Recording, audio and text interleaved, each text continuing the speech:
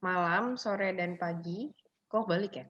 Pak Fer dan teman-teman sekalian, kami dari kelompok 7 akan mempresentasikan tentang OVO. Nah, dan saya Karina Prilia, 60318011157, dan rekan saya.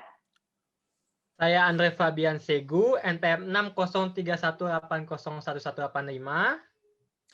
Dan saya Matthew Christian, NPM 60318011018. Saya Desti Madani Maharani, NPM 60318011198. Saya Brian Laviomira, NPM 60318011166. Dan berikut presentasi dari kami. Silahkan menikmati.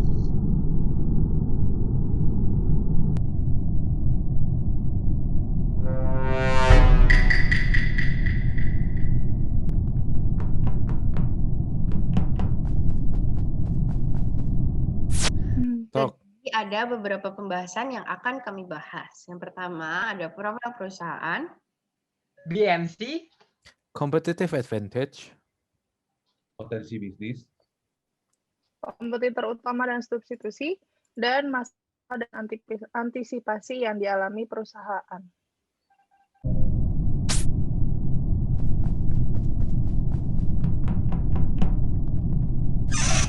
Profil perusahaan OVO.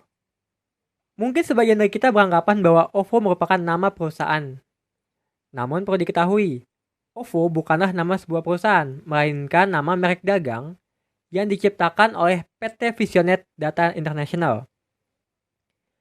PT Visionet Data International merupakan perusahaan pertama di Indonesia yang menyediakan Total IT Management Service. Perusahaan ini berdiri pada tahun 2004. Dibentuk oleh PT Multipolar Tbk untuk memenuhi kebutuhan elektronik data capture dari Lipo Bank.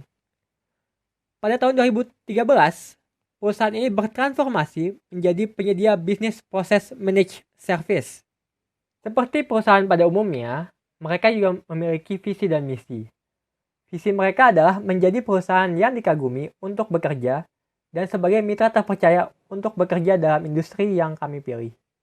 Misinya adalah menyediakan layanan kelola teknologi informasi yang dapat mempermudah klien kami untuk mencapai goals mereka. Pertanyaan yang muncul selanjutnya adalah siapa yang mengepalai PT Visionet Data International? PT Visionet Data International sekarang dikepalai oleh 3 dewan direksi, yaitu Bapak Suryanto Halim sebagai Chief Executive Officer, Bapak Miko Yanuar sebagai CTO dan CSMO, dan Ibu Jartanti sebagai Finance Officer.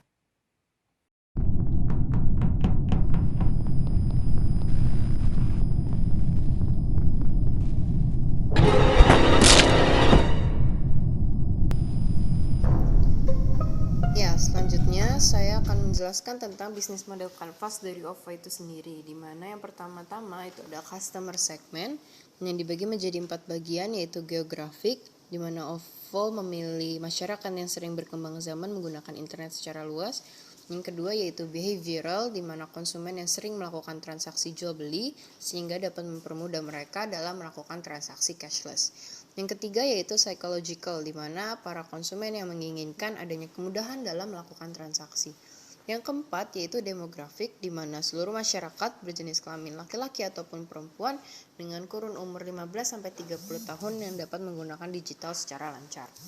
Yang kedua yaitu ada customer relationship, di mana adanya customer service yang siap membantu konsumen yang memiliki kesulitan, dan juga FAQ yang dapat membantu melayani konsumen dalam segi informasi mengenai produk OVO itu sendiri dalam website ataupun aplikasi OVO itu sendiri. Yang selanjutnya itu ada channel, di mana channel dari OVO itu dari mobile application, Google Play Store, iOS application store, website, dan juga sosial media.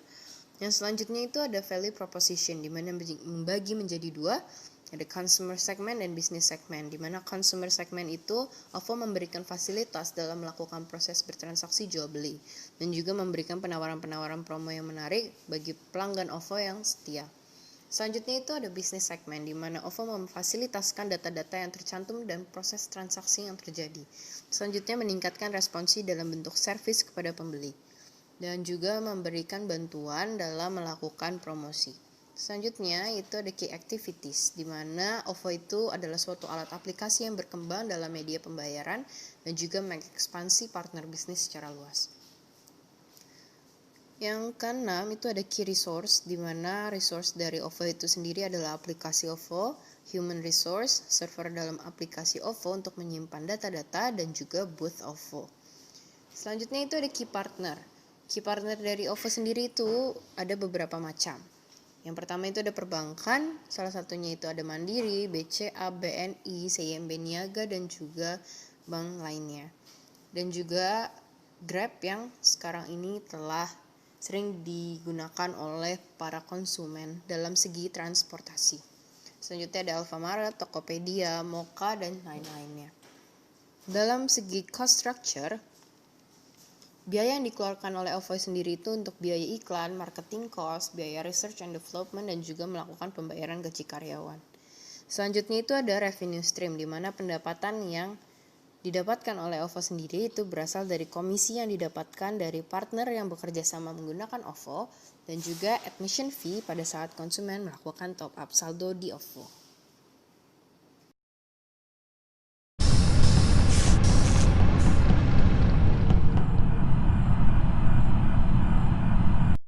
Nah, kita sekarang akan membahas potensi bisnis yang dimiliki oleh OVO.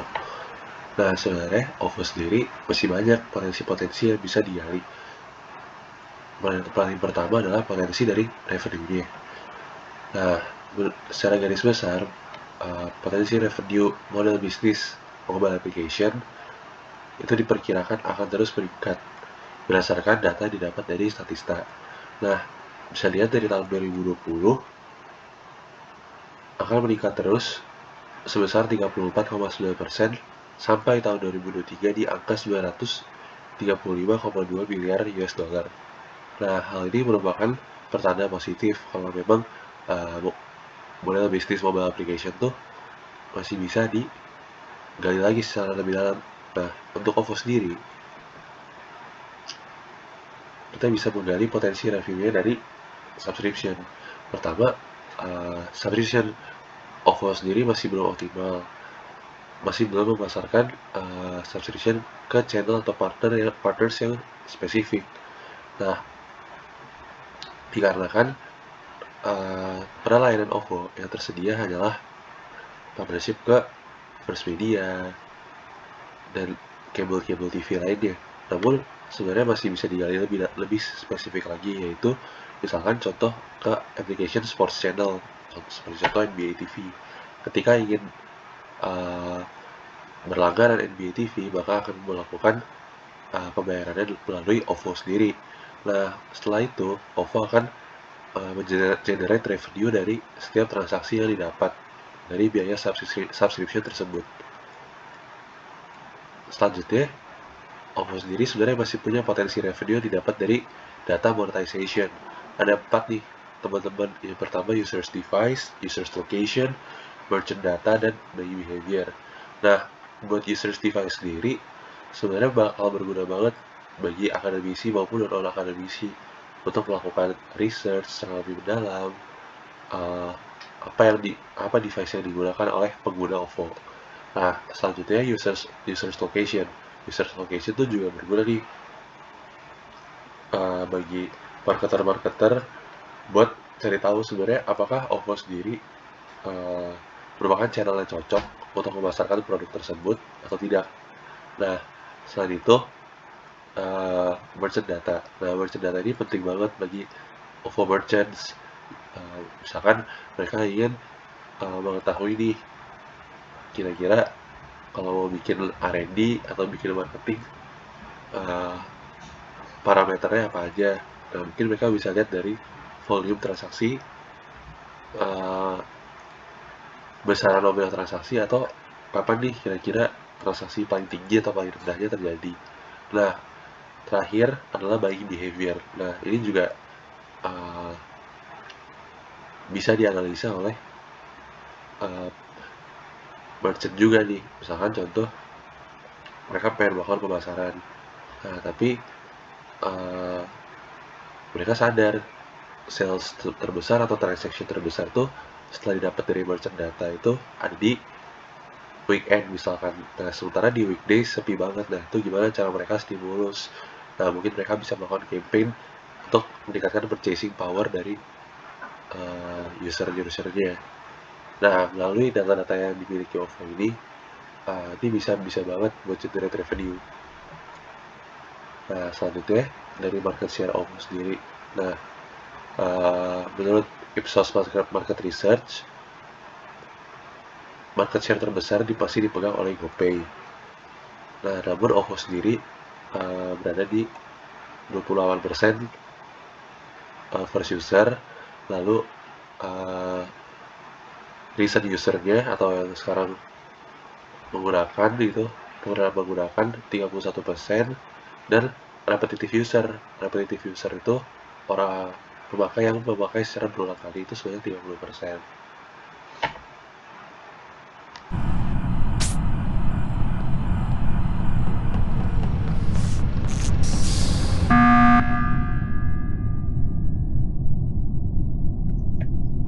Guys, kalian tahu nggak sih sebenarnya si OVO tuh kompetitornya siapa? GoPay kan? Emang iya? Nah, iya benar banget. Jadi, Berdasarkan survei yang dilakukan oleh Daily Social yang berjudul Fintech Report 2018, GoPay merupakan penyedia layanan pembayaran mobile paling populer di Indonesia. Dari 825 responden yang mengklaim bahwa mereka menggunakan layanan teknologi finansial di perangkat digital, sebanyak 79,39% mengatakan bahwa mereka menggunakan GoPay. Bentar. Tapi emang bedanya OVO sama GoPay apaan? Nih, perbedaannya bisa kalian lihat di sini. Perbandingan antara OVO dengan GoPay adalah sebagai berikut. Yang pertama, GoPay merupakan e-wallet yang disediakan oleh aplikasi transportasi online Gojek. Sedangkan OVO merupakan platform digital mandiri yang menyediakan layanan pembayaran online. Dalam segi servis aplikasinya, GoPay hanya dapat digunakan melalui aplikasi Gojek dan beberapa merchant yang bekerja sama dengan Gojek. Penggunaan GoPay dapat dilakukan dengan men-scan QR code yang diberikan di merchant tersebut. Sedangkan OVO, karena dia merupakan platform digital mandiri, maka pemakaiannya lebih luas dan lebih fleksibel. Penggunaan OVO pun lebih simpel karena tidak perlu men-scan QR code, tapi hanya perlu memberikan nomor telepon. Dalam segi keamanan, GoPay hanya menggunakan PIN code, sedangkan OVO menggunakan security code dan fingerprint.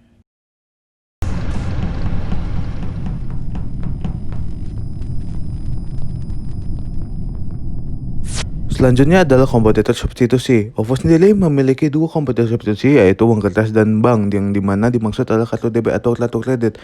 Pada dasarnya, OVO ingin menggantikan sistem pembayaran konvensional dengan menggunakan uang kertas menjadi sistem cashless payment. Dan kemudian untuk bank sendiri yang dimaksud adalah kartu kredit dan kartu debit adalah orang masih menggunakan kartu kredit atau kartu debit untuk mentransaksi secara nominal yang besar, karena orang Indonesia sendiri belum begitu mempercayai OVO untuk bertransaksi secara nominal yang besar.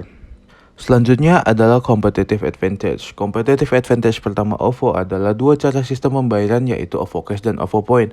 OVO Cash adalah saldo cashless yang ditop up oleh konsumen untuk menjadi sistem pembayaran seperti biasa. Sedangkan OVO Points adalah bonus atau imbalan diberikan OVO kepada konsumen ketika melakukan transaksi menggunakan OVO dengan OVO Merchant. Kemudian, competitive advantage lainnya dari OVO adalah OVO sendiri banyak bekerja sama dengan perusahaan-perusahaan lain yang memiliki banyak transaksi seperti Grab dan Tokopedia. Hal tersebut membuat OVO menjadi lebih banyak digunakan oleh orang-orang Indonesia, karena orang Indonesia akan memilih sebuah aplikasi yang dapat digunakan multifungsi. Contohnya seperti OVO, yang dimana sebuah aplikasi cashless payment multifungsi yang dapat melakukan transaksi di banyak aplikasi-aplikasi lain.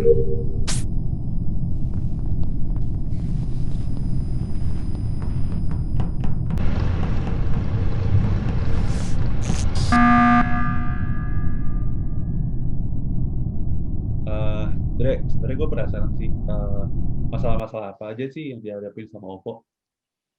Nah, Yan, untuk masalah itu, kamu bisa cek di sini.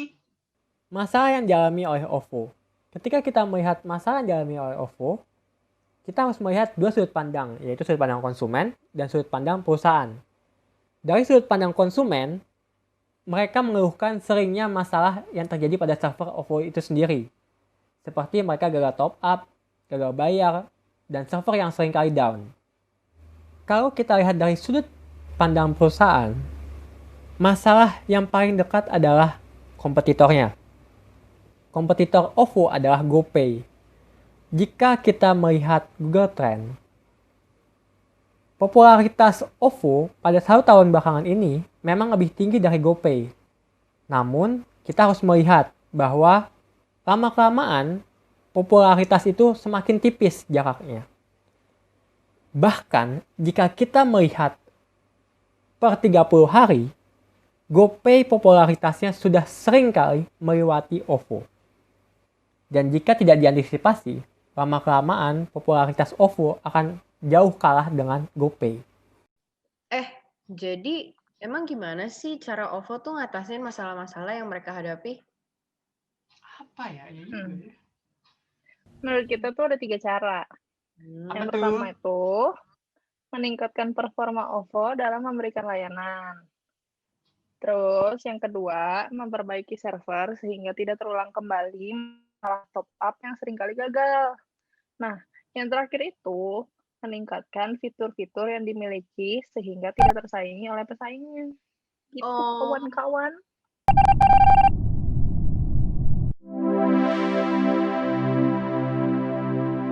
Nah, thank you guys buat perhatiannya. Itu penjelasan kita tentang OVO. Semoga membantu. Thank you. See you. Thank you for watching.